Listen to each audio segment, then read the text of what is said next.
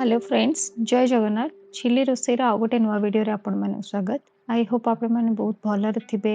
More last 2-3टा video को आपण माने बहुत भल पाए दउछंती, सेति में बहुत बहुत धन्यवाद आपण मानको। आज मु आउ गोटे नुआ रेसिपी ने के आसी छि जोटा कि ओ खटा। तो आम ओडिया मानकर घरे घरे शीत दिने बहुत ओ खटा बने। तो मु आज जो प्रणाली रे बनेबी आपण माने जदी सही टाइप रो बनेबे तो बिल्कुल भी ओ खटा कसा लागबोनी। देन चलंतु स्टार्ट करबा ओ खटा। ओ को प्रथमे आम ए टाइप खुला भाव में काटिदबा।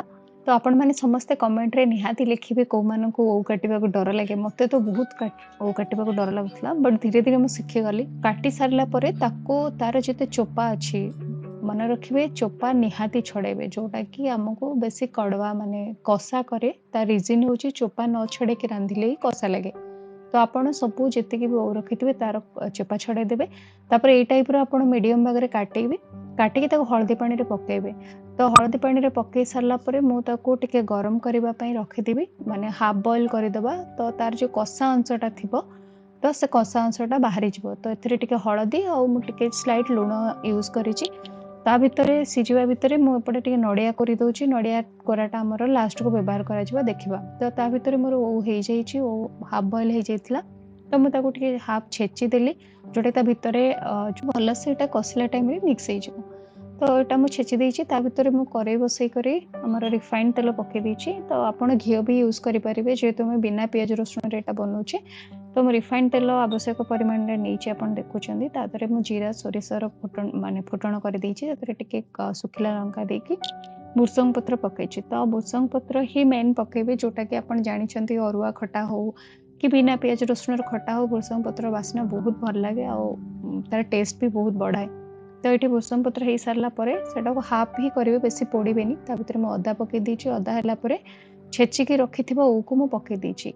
तो आपको आम कि समय टिके घांटा, माने तार जमी कहूली मुझे कषा न लगे ये आम घाटा भलसे। तो जहाँ भी आम छुंक देता भलसे मिक्स हो। तो मु 5 मिनिट ये घांटी देछि। घांटी सारा पर तो मुझे काश्मीर रेड चिली दे दूची, टिके कलर भल आसवाई। तो आपण नॉर्मल लंका गुंडा भी व्यवहार करें। जेहेतु मु जीरा लंका लास्ट को व्यवहार करी, तो मुझे काश्मीर लंका गुंडा दे देछि। तो जेहेतु हळदी ऑलरेडी पकई थी, तो आ जस्ट अल्प ही हळदी पकेबे, ना बेसी हळदिया हो। देन आवश्यक परिमाण लुण पकेबे। तो लुण आपण क्वांटिटी देखी करी पकेबे, ना लुणिया हो तो खाई हेबनी। तो लुण मुझे पकई देछि मते जतिकी दरकार। तो ताको पकई सारा पर आउ थे आपण भलसे टिके घांटी देबे। मु जेमती कहितली ताको मिक्स करबा भलसे दरकार। देन मुझे गुड़ व्यवहार करुच्ची। आपण मैंने चीनी भी करें, बट चीनी जेहेतु अनहेल्दी बहुत, मु चीनी बेसिकली यूज करेनी। तो मु गुड़ ज़्यादा प्रिफर करे। ये गुड़टा एक्चुअली आमर जड़े मौसा आसी बिकवाई दांड को नयगढ़, तो मुझे रखी। गुड़ पकईले आप जानते खटार टेस्ट बहुत ही बढ़िया लगे।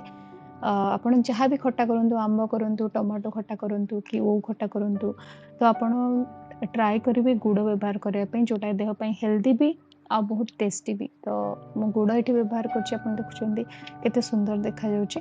तो ये मुझे पानी दे दूची, जेहेतु आमको टे ग्रेवी दरकार खटार। तो आप नदेले भी पानी आम अलरेडी तो सिझे के रखी थे, तो सेटा अलरेडी सिझी भी जाइए। तो जेहेतु मुझे पानी देली, आ मन रखिए ये गरम पानी ही देबे। तो मु गरम पानी देके ढांकी देती।